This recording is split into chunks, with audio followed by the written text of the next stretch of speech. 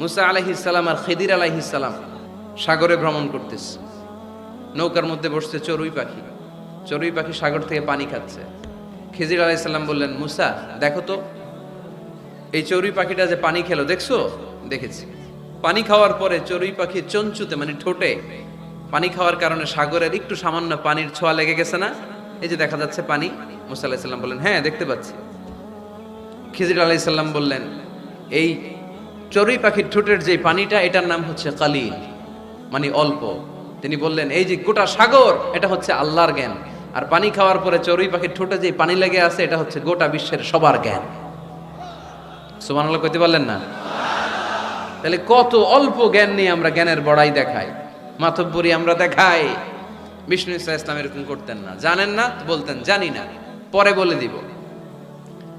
ইহুদিরা এসে প্রশ্ন করলো, মুহাম্মদ 3টা প্রশ্ন করব, উত্তর দাও, পারলে আমরা সব ইহুদি গোষ্ঠী কালিমা পড়ে মুসলমান হয়ে যাব। আল্লাহর হাবিব বললেন, কি প্রশ্ন? প্রশ্ন নাম্বার 1, মা হুয়া রূহ, রূহ কাকে বলে? রূহ থাকলে মানুষ নড়ে, রূহ না থাকলে পড়ে যায়, এটা কি? 2 নাম্বার প্রশ্ন, আসহাবে কাহাফ সম্পর্কে তুমি কি জানো বলো। 3 নাম্বার প্রশ্ন, যুলকারনাইন সম্পর্কে কি জানো বলো। আল্লাহর হাবিব বললেন, আমি জানি না। কি বললেন? আগামীকাল জেনে জানাই দিব। গদান উজিবুকুম। তারা ফিরে গেল। এরপরের দিন এসে হাজির। আল্লাহর হাবিব বলতে পারলেন না, আবার বললেন গদান উজিবুকুম, আগামীকাল বলবো। ইহুদিরা তারপরের দিন এসেও হাজির।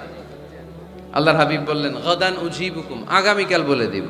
কিন্তু ওহিও আসে না, আল্লাহর হাবিব প্রশ্নের উত্তরগুলো বলতেও পারে, কারণ তিনি তো মন গড়া কিছু বলেন না।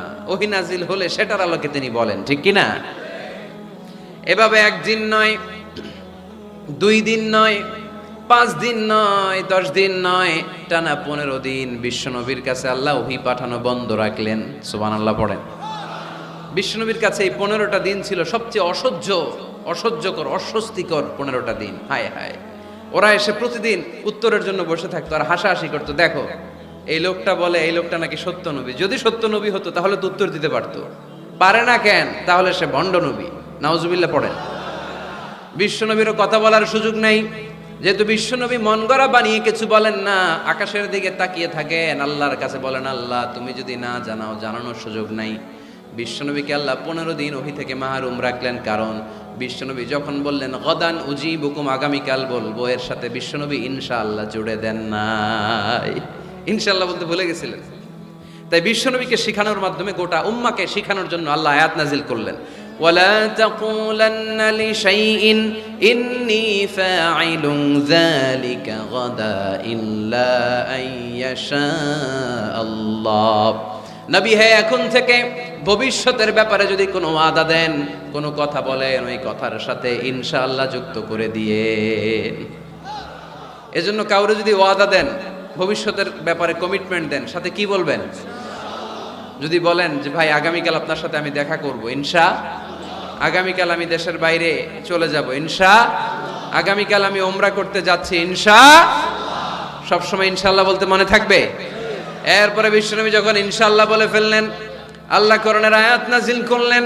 বিশ্বনবী তখন দাঁড়িয়ে বললেন, কার কার উত্তর দরকার আমার কাছে আসো, উত্তর নিয়ে যাও। উত্তর নাজিল হয়েছে, ইয়াসআলুনাকা আনির রূহি কুলির রূহু মিন আমরি রাব্বি ওয়া মা উতিতুম মিনাল ইলমি ইল্লা কালিলা। 2 নাম্বার উত্তর, আম হাসিবতা আন্না আসহাবাল কাহফি ওয়ার রাকিব কানু মিন আয়াতিনা আজাবা। 3 নাম্বার উত্তর, ইয়াসআলুনাকা আন যিল কারনাইন কুল সাআতলু আলাইকুম মিনহু যিকরা। সুবহানাল্লাহ পড়তে হবে।